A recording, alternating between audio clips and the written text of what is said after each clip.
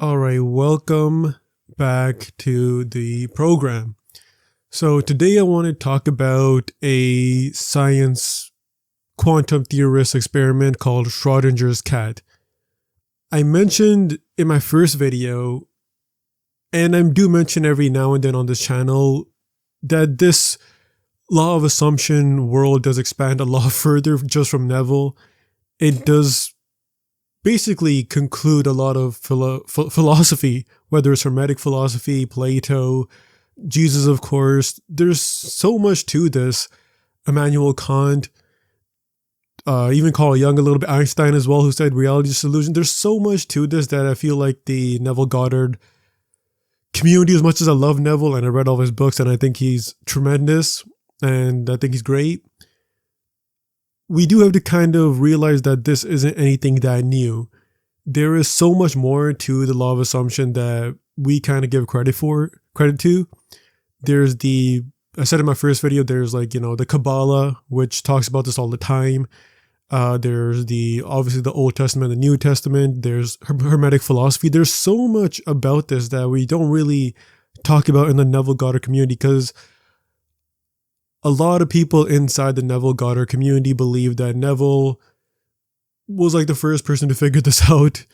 No, he was the one who kind of popularized the law of assumption and the law of I am, whatever you want to call it, into the new age post-Darwinism talk, which, Darwinism is complete nonsense. So there are a lot of other topics that I want to discuss on this channel. Obviously, the channel is very new, so there's a lot more I want to talk about. I kind of want to get into the Kabbalah. I already talked about Nietzsche just a little bit. I do want to talk about other philosophers, Hermetic philosophy as well, which again, it all proves that reality is just an illusion. It's just an hallucination. And again, most of human history, we knew it was mind over matter. So this isn't anything new. That's the one thing about this law of assumption Neville community that I really dislike, is that they pretend it's very new. All this stuff is just new, and Neville and Joseph Murphy kind of figured it out and they're kind of the final boss. Like, no, we've known this through majority of human history. And one of the things that I want to talk about outside, just things like Hermetic philosophy and the Kabbalah and the Old Testament, of course, and Jesus and Einstein and all these people, is Schrödinger's cat. And Schrödinger's cat is actually pretty new compared to obviously Hermetic philosophy and Kabbalah and all this stuff that are thousands of years ago. So if you don't know what the Schrödinger's cat experiment is, the Schrödinger's cat experiment comes from a quantum theorist called Erwin Schrödinger, and he, in my opinion, proves Neville Goddard's teachings perfectly. And I do think overall, I used to be like a pretty, Reddit atheist. I always thought that science was going to move past a lot of Hermetic philosophy and the religion and all this stuff. But now that I've, actually studied real history and kind of understand a lot more about history than the average, university student, I kind of realized science in many ways is actually going back to the basics of philosophy and your mind over matter. And this right here is a perfect example of that. So let's talk about the Schrödinger's cat experiment and how it absolutely proves Neville Goddard's teachings. So if you don't know what it is, and again, this it's a pretty popular experiment. It's like 7.8 million views, 9 million views, 3 million. Like, it's a pretty popular experiment. So let's talk about Schrödinger's cat experiment. So this experiment and how it proves the teachings of Neville Goddard is, what the experiment is trying to prove that when you are not observing particles, they are in a superposition state. The superposition state is both options are happening at the same time.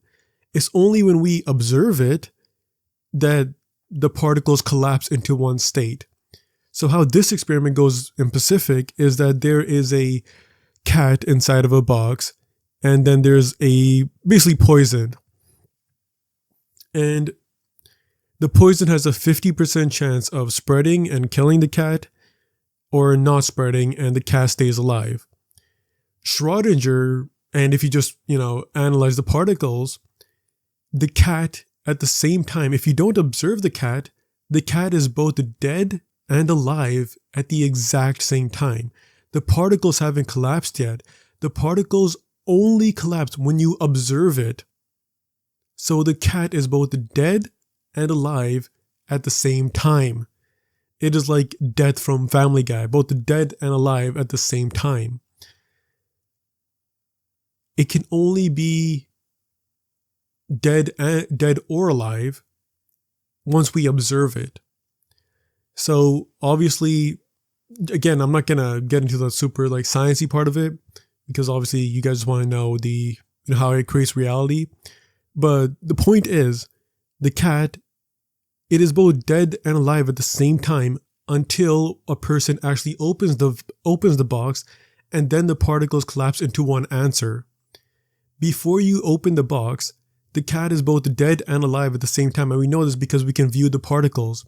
And the particles are still in a superposition, and the superposition is still alive and dead. There's only two particles, alive and dead, and both of these particles are still alive. It is still in the superposition. When you open the box, it collapses into one, and then you get your answer. So this obviously goes to another experiment, which again is just the sequel, the DLC to Schrödinger's experiment, and that is called a Wigner's box. So what this experiment does is the exact same thing, where again a scientist puts a cat and a poison in one box, they analyze the particles, and until the scientist actually opens the box, the cat is both alive and dead at the exact same time. But what Wigner's box experiment is that Wigner's box said, how about this? What if this scientist opens the box and this scientist actually is outside the laboratory? So he is just watching his friend. He is in his little cuck chair watching his friend do the experiment. So when this guy opens the box, the particles will collapse. The particles will be removed from their superposition and collapse into one answer, dead or alive. But if this guy right here, let's say the cat is dead, let's say this guy opens the box and the cat is dead, will the cat also be dead in this guy's reality? If this guy goes to this guy and tells him, hey, the cat is dead, if this guy goes to see the particles of the cat, will the particles be in a superposition where there is no answer? Or will it be in a collapse position where there is an answer and the cat is actually dead in his reality too? And the answer they got is no. The particles only collapsed for this guy, but it didn't collapse for the cuck. This guy right here. This guy is in his own reality. Even though this guy told him, hey, the cat is dead. In this guy's reality, the cat is still not dead. The cat is still both dead and alive at the same time. It is still in the superposition. Okay? It doesn't matter if you tell him, this guy lives in his own reality and this guy lives in his own reality. That is pretty crazy. That means everyone's reality is just an hallucination. It's just an illusion, like Einstein said. And like Neville said, everyone is in their own universe, their own reality. Everything is you pushed out. It's insane. It's absolutely insane. And then you could make the argument, a lot of people who study Schrödinger's cat and Schrödinger, they make the analysis that technically there was a split in the universe. Again, I know this is going to sound a lot of crazy for like the Reddit atheists and even people in the law of assumption community, because the law of assumption community is still very materialistic and they kind of still like Darwinism, and a lot of the law of assumption community is still in the Western world, which is very materialistic. So they're going to think I'm a little bit crazy. And I might be crazy. Who knows? We're all technically crazy in this law of assumption world. And again, the law of assumption is not supposed to be logical. Logic isn't even like human. It collapses. It narrows your brain. But again, I know this doesn't sound logical, but the conclusion they got is that technically you can make the argument that there are multiple realities, that the world actually splits. Every time there is two options, the world actually splits. There's a split in the universe where there's one world where the cat is still alive and then one world where the cat is still dead. Every single time there are two options, both options exist at the same time.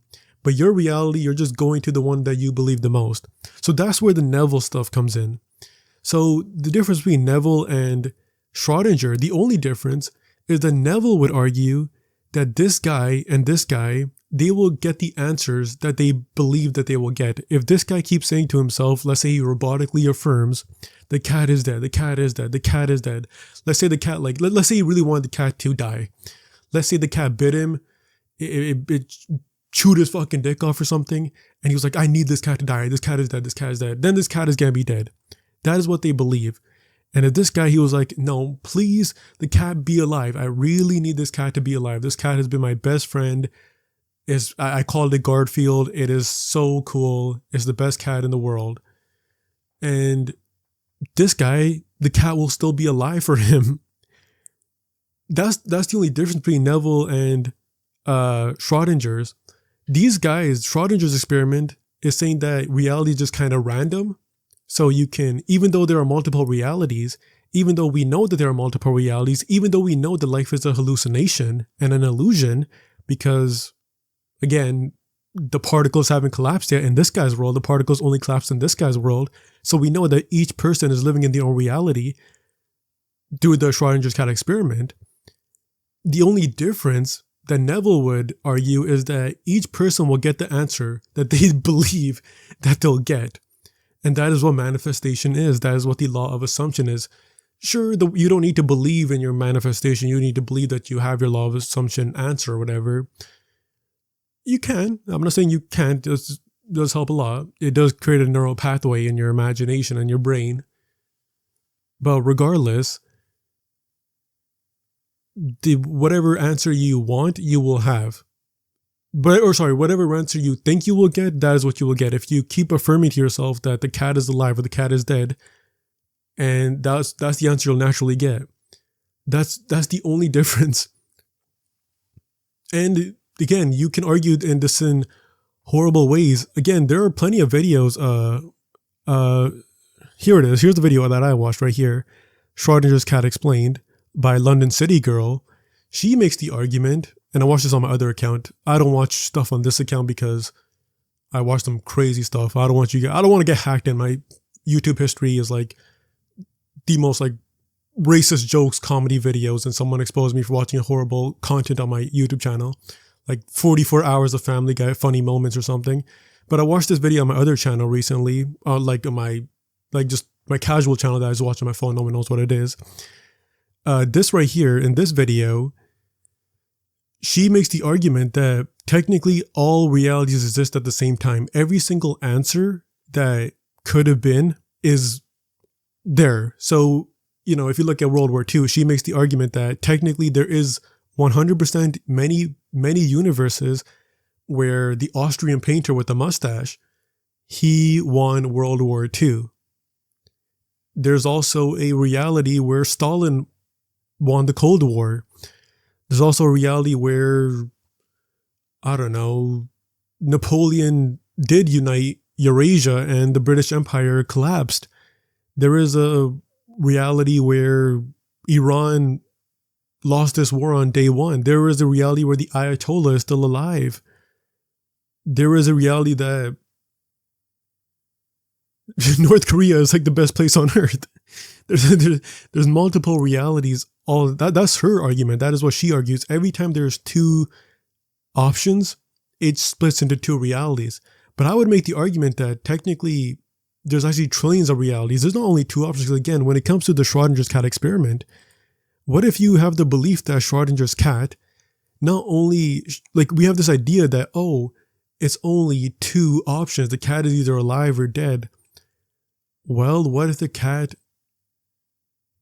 I don't know, loses an eye or something? Or what if the cat randomly turns green? That is arguable. You can still argue that. I would argue that it goes to trillions and trillions of realities. Every single moment in time causes trillions of realities. And you were just jumping through realities. You were just jumping through states. And again, even in this video, she literally used the word states. And that is Neville's favorite word. You're always jumping through states.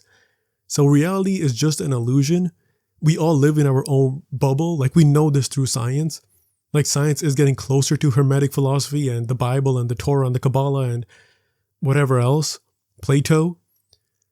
Science is actually getting closer to that, not further away. Science is not going to this, Reddit atheist Darwinism that people in the West and China think is happening. Science is actually getting closer to philosophy and quantum physics and Neville Goddard.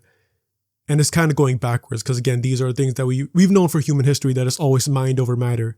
It's only since Charles Darwin screwed everything up that we believe it's matter over mind. But anyways, I just want to talk about Schrödinger's cat experiment on today's video.